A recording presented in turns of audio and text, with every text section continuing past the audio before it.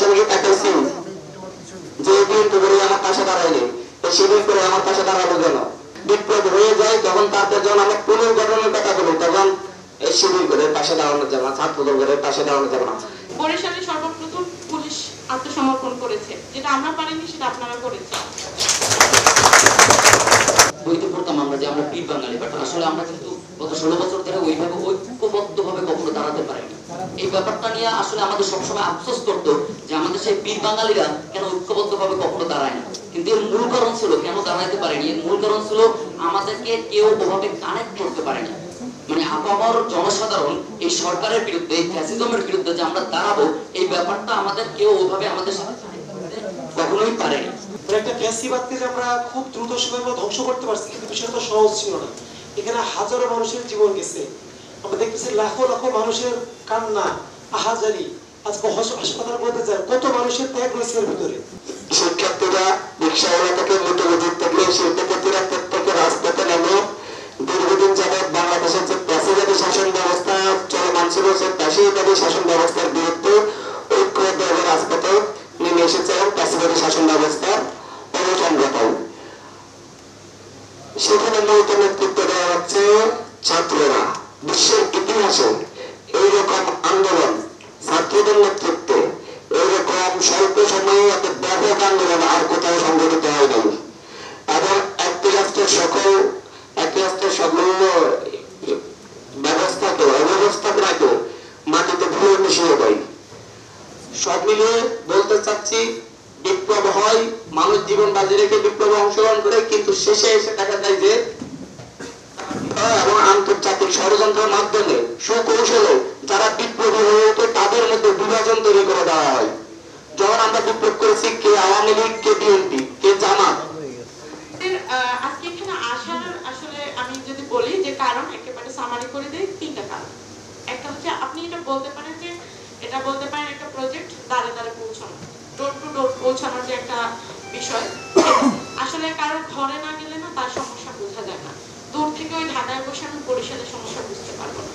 তো আমাদের এই সফরে আসলে কারণটা আমি যদি করি, 3টা সামারি করি, 3টা। সেটা হচ্ছে যে আমরা ঢাকায় বসে আন্দোলন করেছি বা ডাক দিয়েছি, গণ-অভ্যুত্থান করেছি, আমাদের লোকচক্ষুর, আমাদের জ্ঞাত সীমার বাইরেও সারা দেশে আপনারা সবাই আন্দোলন করেছেন। কি করেছেন না?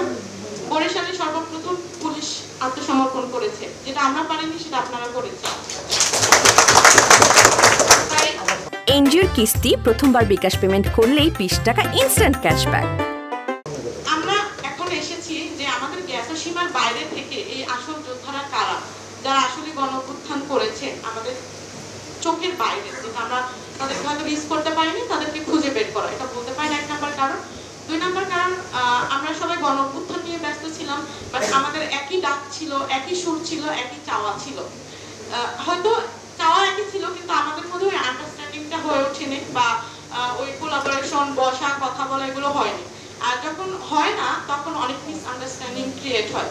সামনে যাতে এগুলো আমাদের না হতে পারে, তাই আমাদের মধ্যে একটা বোঝাপড়ার একটা বলতে পারেন যে প্রচেষ্টা এটার মাধ্যমে আমরা করব। আর তৃতীয়ত হচ্ছে যে আমরা দেশ স্বাধীন করেছি, কিন্তু দেশ স্বাধীন করাটাই আমাদের কেবলমাত্র হচ্ছে আমাদের সরকার পতন হয়েছে, কিন্তু সরকার পতন হলে এখানেই আমাদের শেষ না। আগেও বহুবার বহু সরকার পতন হয়েছে, কিন্তু এই সরকারের পতনের মাধ্যমে যদি, গণ-অভ্যুত্থানের মাধ্যমে যদি মানুষের অধিকারের পরিবর্তন না হয়, জীবনযাত্রার পরিবর্তন না হয়, আমার যে চাওয়াটা, যে উদ্দেশ্য নিয়ে আমার গণ-অভ্যুত্থান, সেগুলো যদি না হয়, তাহলে কি আমার এই গণ-অভ্যুত্থানের আসলে কোনো শেষ পর্যন্ত আমি বিজয় অর্জন করেছি, কিন্তু বিজয় রক্ষা করতে পারিনি, যেটা হবে। তাই আমার পাশে যে দাঁড়িয়েছে সে আওয়ামী লীগ করতেছে না, বিএনপি করতেছে না, জামাত করতেছে না, শিবির করতেছে না, হিন্দু না, মুসলিম না, সাদা না, টাকাই নেই।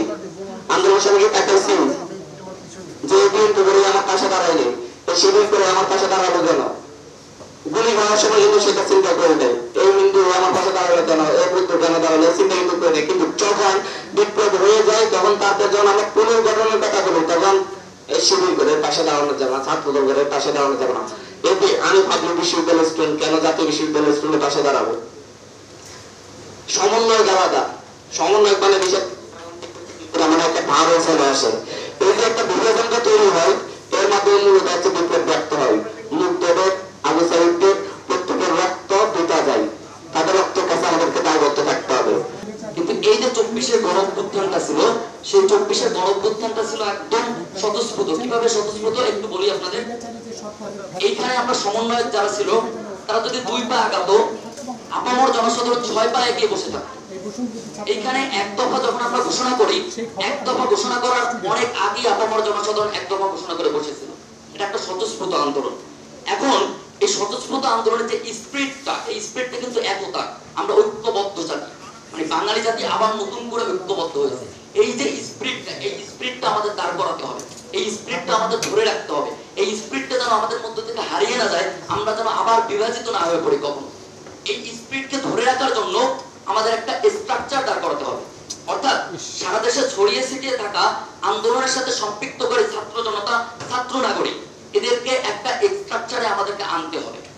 আমরা যদি স্ট্রাকচারে তাদেরকে আনতে পারি, তাহলেই একমাত্র আমাদের এই বিপ্লবটা ব্যাহত হবে না। কেন?